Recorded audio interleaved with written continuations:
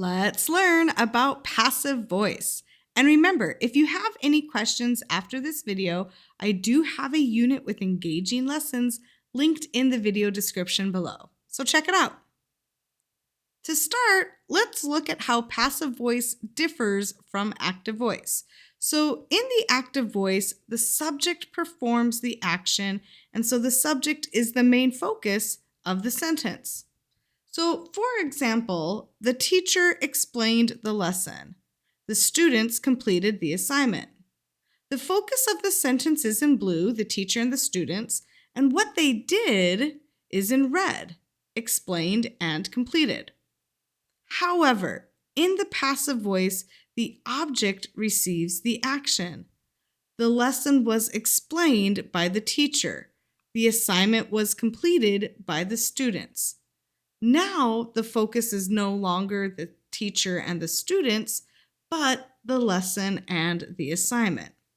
So the active voice has the subject doing the action, and the passive voice has the object receiving an action by someone or something.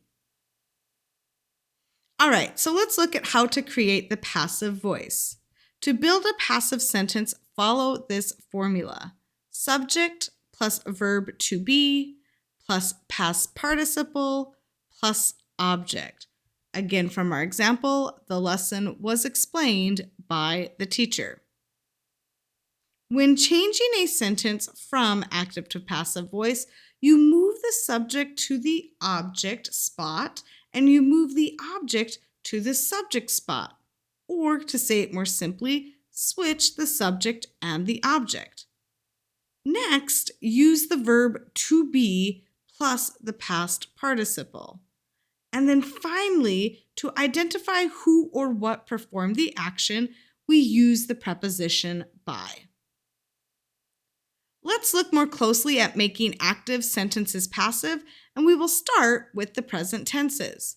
So for the simple present, use the simple present form of to be, which is, am, and are, plus the past participle or verb 3.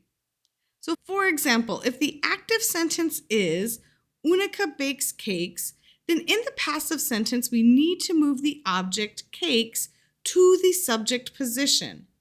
Cakes are, and then the past participle of bake, which is regular ed ending, baked by Unica. Cakes are baked by Unica.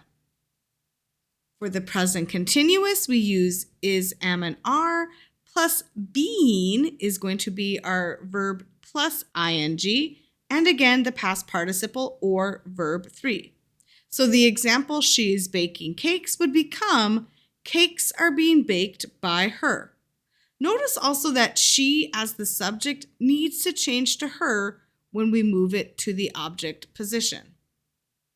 Finally, for the present perfect, we use have, has, plus been, plus the past participle or verb 3. So the active sentence, she has baked cakes for a year, changes to, cakes have been baked by her for a year. All right, time to practice. Fill in the blanks with the correct verbs for the simple present, present continuous, and present perfect passive voice sentences. Pause the video, write down your answers, and when you're ready to see the answers, hit play. Okay, let's check number 1. The correct answer is watched. Let's read the sentence together to practice our fluency. The show is watched by many Americans. Number 2, the correct answer is being fixed. Let's read it. The car is being fixed by the mechanics. And number 3, the correct answer is have been given. The students have been given their exam. Now, these are tough, and I want to stop here for now and have you practice a little bit more with the present tense. Remember, simple present is going to be your verb to be, is, am, are, plus your past participle or verb 3. Present continuous is going to be is, am, are, plus being plus your past participle or verb 3. And the present perfect is have and has plus been plus the past participle or verb 3. Try turning one or more of these sentences into passive voice. Write your answer to one, a few, or all of these in the comments below. And if you have any questions, please leave them in the comments as well. Thanks so much again for practicing your English with me. I will see you in our next lesson.